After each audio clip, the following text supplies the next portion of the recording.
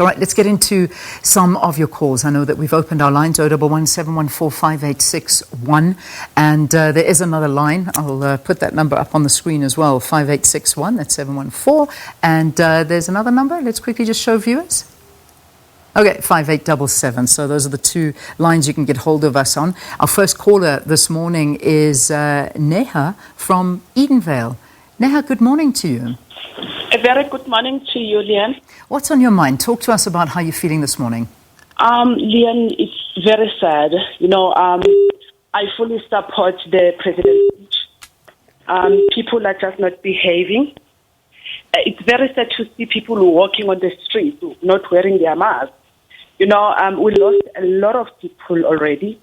And unfortunately, I do have a sister who's a nurse, and she comes back home every single day. You can see that she's traumatized. I don't know. It's sad. I just wish people can just be more responsible and behave. And I think alcohol contributed a lot as well.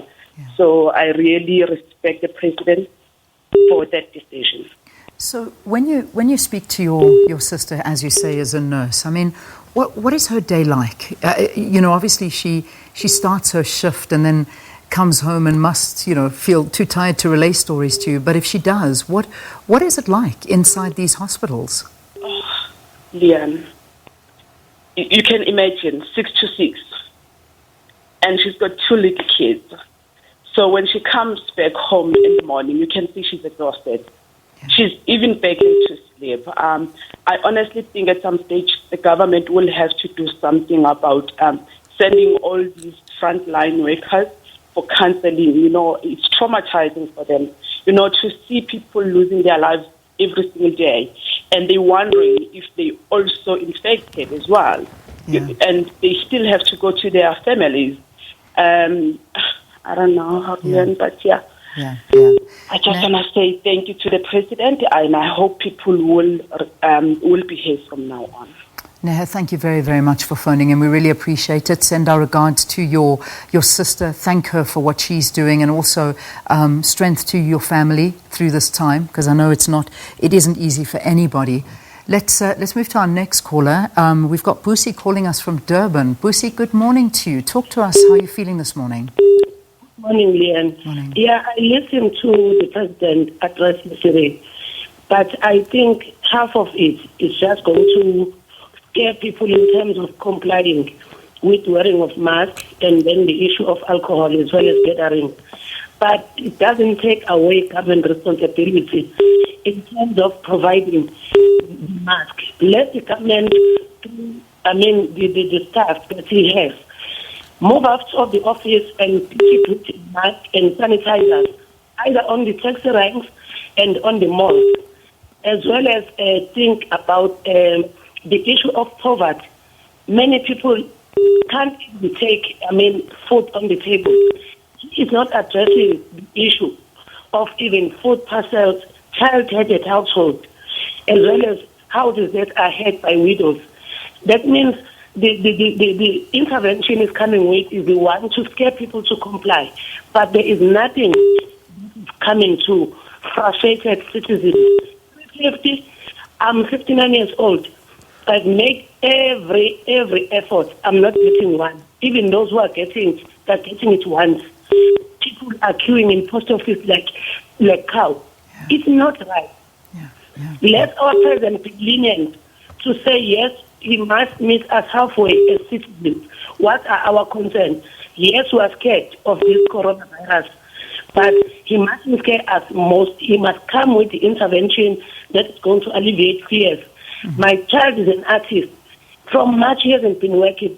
He hasn't even got what was allocated. There are so many issues. The list, it doesn't end. Yeah. Let them come back out of offices, and then issue even disposable masks and sanitizers to us in the malls, in the ranks, because we can't even afford to buy them. Yeah, and this is a plight of a lot of South Africans where, there's one thing about worrying about the coronavirus, but the reality is that in terms of not having money, not having food, not having any form of employment, and the relief packages are not getting to the right people. This is what I'm hearing from you, that you, through this lockdown, it has been a very difficult time for you because of the relief packages. Have you received any help whatsoever? I haven't received any. As I'm just saying to you, that even my daughter is an artist, haven't received even those 20,000, whatever. That was that the government was going to allocate to artists. In fact, the few got relief, not them. That's why the government must really be sympathetic to us here on the ground and think about our fears as well. Busi, thank you for your call. Thank you very, very much for your call. And I'm glad you phoned in this morning to talk to us about the plight of people. It's well and good locking us down again and closing lots of industries, but where are people meant to make money? And that's the story Busi is talking to. The relief funds are not reaching the people on the ground. We've got another caller, Mr. Sibia, calling us from Pretoria. Mr. Sibia, good morning to you. Talk to us about how you're feeling this morning. Morning. Yes, thank you for a great show. It's an absolute pleasure. How are you feeling about level 3, and talk to us about your reality? You know, I'm very anxious, to be honest. Just few points I need to mention, maybe to share with everyone. I believe as a community, for instance, the wearing of face masks and the sanitization and the social distancing, it can work up to a certain level. But there's a place where we expect our government to come on board. So why I'm saying I'm anxious is the issue of the vaccine. Because like you said, you spoke earlier and you did mention that we were promised this vaccine that it would come in the first quarter of 2021. But all of a sudden, the government has made a U-turn, and now they are saying the vaccine will only be available in the second quarter. So my question is, when did the government become aware that this vaccine would soon be available, and why didn't they pull out all the stops to secure to be on the front line for those countries who would receive this vaccine? Because speaking of which, as I'm saying, we cannot only rely on like ordinary citizens to sort of do the masking and sanitization at all the times. It can work up to a certain level, but that's where we expect the government to sort of provide us with this vaccine. And knowing that our government, as it is, they normally fail us in many instances. For instance, the amount of money that was paid, it's around 283 million, and it was paid very late. So my thinking is, why when there's an issue, let's say, for instance, with SAA, the government is able to raise up to 10 billion or even more to sort of to bail out SAA. Now we need something as crucial and as important, which is life-saving, as a vaccine. And the government is dragging its feet, and they can only afford a mere 283 million rand. Instead of those billions, they kept pumping into SAA. So that's my point for today. But honestly, we need to hold this government to account, because they should be doing better than this, honestly. Thank you so much for a great show. It's an absolute pleasure, Mr. Sibia. Thank you very, very much for calling in from Pretoria. And the views that Mr. Sibia has expressed here are the views of so many South Africans. There are just so many that highlight the exact same things, just asking after all the relief packages, where has that money gone? Why throw so much into SAA? We are desperate on the streets, and it's easy to shut down and not offer hope. And that's the reality of many. We've got another caller, I think, coming in from Davidton, and it's Maureen. Maureen, good morning to you. Talk to us about level 3 lockdown. How are you doing? What is it like where you're living? Leanne, I'm so sorry. Davidton is bad. And it's bad in such a way that we don't listen. To come to the issues of the sanitizing in a taxi, those guys are they're doing their job. They've got the sanitizer. They don't allow anybody in a taxi without a mask. But we don't listen there. I agree with Ramaphosa. He should done this long time ago. Close the liquor because people they go in a queue to queue for this 350. They don't use it for food. They buy liquor. They take money for grant for kids. They buy liquor. That is not fair. That's why this COVID is not going to stop. And now we are on a high risk. I'm appealing to the South African people, guys, let us listen to. Oh, I'm so sorry that we lost Maureen. But I think we got the idea from what Maureen was saying, just in terms of people, particularly in Davidson, where she's calling us from, are just not listening. They're not adhering to any of the restrictions that are in place, whether it be sanitizing, wearing masks, carrying on. And that's something that we're hearing from a lot of places. I mean, we're seeing videos of people out and about partying and doing most of the things that are breaking these restrictions. But now that we've got them in place, perhaps maybe now we'll see different behaviors. But that was Maureen in Davidson just talking to the behavior of a lot of people in her area. So, okay, we've got Mabena on the line. I don't know if it's the Mabena, but I somehow don't think so. Mabena, I'm not sure where you're calling from, but good morning. Thanks for calling in. Where are you? Yes, how are you? I'm good. How are you? I'm doing good, thanks. Excellent. Hey, ma'am, I don't agree with these regulations. I think the government is not actually taking the people who's on the ground floor into consideration.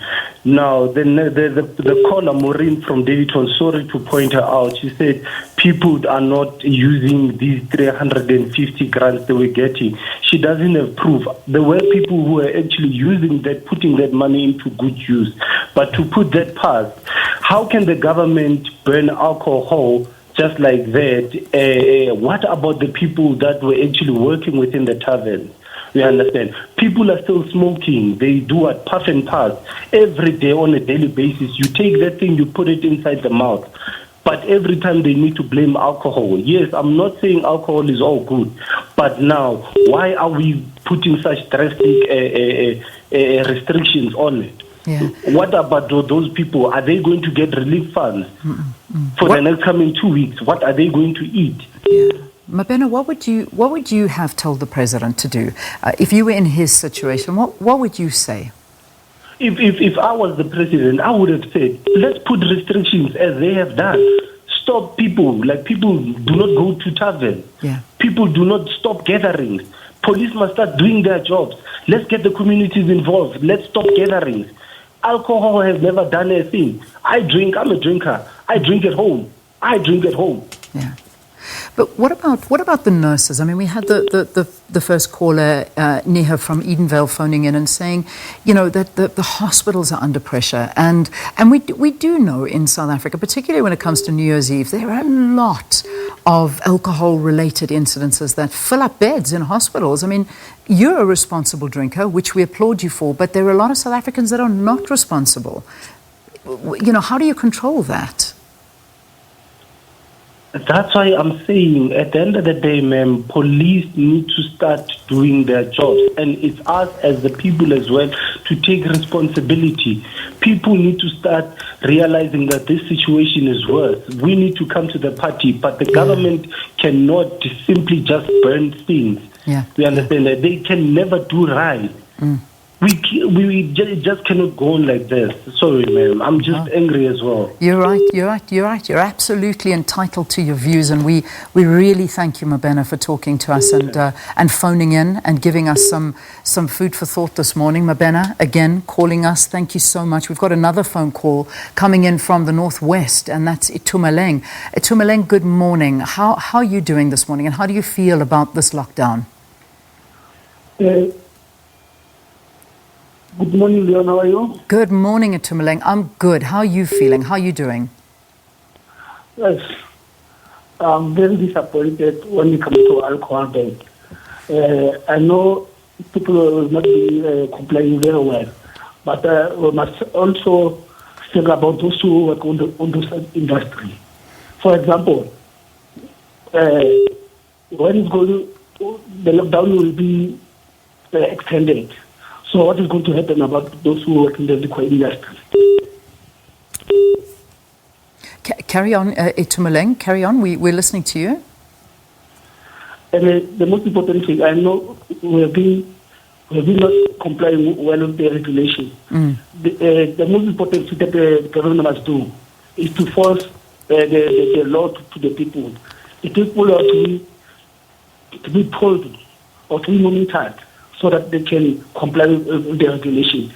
If you don't see the police monitoring the situation, it will not be tolerated. Yeah. So, Itumeleng, I'm gathering that your call is very similar to Mabena, saying that, we need more policing. Is that, these restrictions are useless unless there is policing, and it would be better to keep these restrictions away, but rather have stronger policing. That's what I'm understanding from you. All right, that was Itumeleng out of the Northwest. We've got Tumi. Tumi's also on the line. Tumi, talk to us. Good morning to you. Morning, how are you? I'm good, thanks. How are you doing? I'm not doing great. Okay. Our country is collapsing because we lack leadership. I'm just stressed about our leadership. They lack consistency. If you remember very well, some of our leadership or politicians were arrested because they violated COVID rules. So you can imagine if we have leaders who they cannot be consistent with their own rules. Now they become complacent. Then it descends to everyone.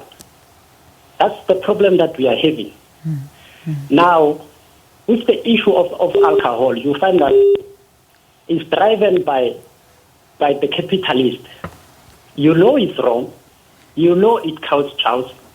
But because our leaders, they don't have full power in politics, then they start losing it.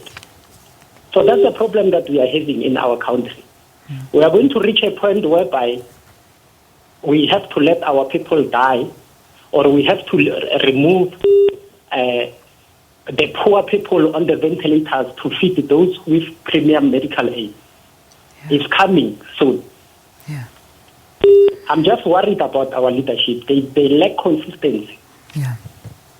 Tumi, thanks very much That's for my calling. point. And point well heard. Thanks, Tumi. Thanks very much for calling in, showing concern about the leadership and showing that we lack consistency when it comes to leadership in South Africa. We've got Candace from Cape Town on the line. Candace, good morning to you. Talk to us about how you're feeling in Cape Town this morning. Good morning, Leanne. Compliments of the season to you. And to you as well. Thanks very much. I don't know how joyous it is, but at least we're here, we're talking to each other, so that is a big joy. Yes, that's correct. And God is faithful all the time. Yeah. Talk to us, how are you feeling? How are you feeling about this lockdown level 3? I think it was due, Leanne. Lockdown level 3 was due because if you look in our communities, nobody is wearing masks. It's actually really sad. So my point of view with Cyril's speech last night is we are all praying for him, and I respect his speech he gave last night on going on to this level 3 lockdown. Because if we were not going to go into a lockdown, then things could have gotten worse. Because all people just need to do is respect one another and just wear your mask, sanitize, and social distance. There's nothing difficult in doing that. If we as fellow South Africans can just stand together as one, and we can do as the president is saying, we can win this and we can overcome this virus. So my opinion to many South Africans out there, please people, do not disrespect one another. If you respect one another, we can work together and we can conquer this. So that is just what I would like to say as a South African, and I love you, President Cyril Ramaphosa, and I just want to say live on TV that I am praying for you, for God to give you strength. Thank you so much, Leanne. Such a pleasure, Candace. Thanks so much for calling in as well and giving us, I suppose, a more hopeful phone call out of the ones that we've had. A lot of not so happy South Africans this morning, but I think we've got time for one more call, and also coming from Cape Town, it's Denise. Denise, good morning to you. Hi, good morning. What are you feeling this morning? I'm feeling frustrated. I'm a registered nurse. I'm doing night duty, and we are exhausted. Yeah. Our manpower is overstretched, and it's just not fair. Why didn't the president stop interprovincial traveling? That's also a thing, and it's alcohol. They blaming alcohol and things like that. Yes, but responsible, and Betty Kelly is policing the COVID people. He's not policing the druggies and the criminals, and the people is not listening in the townships. They are irresponsible. Yeah. Irresponsible. Have you just come back from your night shift, Denise? I think I heard you. Yes, I did. What was it like at the hospital last night? We are busy. I'm in ICU. We are busy. Yeah. I can't sleep. I fall asleep at 10 o'clock. I fall asleep. I sleep 3 hours. Tonight I must go work again. Yeah. And in terms of, and I ask you this because we had an interview this morning with the health department who say there is enough PPE, there's enough equipment in the hospitals. Coming from a nurse, what is it like? I mean, we're not in the hospital, so what is it like? I work in the private institution where I am. I can't speak for other institutions and for the government institutions. We do have enough PPEs where I am working. Okay. But I can't speak for my colleagues and in the government sector. All right. Well, that's good to hear. But Denise, there's nothing I can say to you except thank you. Thank you for sleeping 3 hours and saving lives all night long to the detriment of your family and yourself. But that is just something that we can say, just to say thank you. That's it. And thanks for calling in, Denise. We really appreciate it. We've got one last caller that I think we're allowed to squeeze in a couple of seconds. Takane, please, you're our last caller. Quickly tell us, what are you thinking?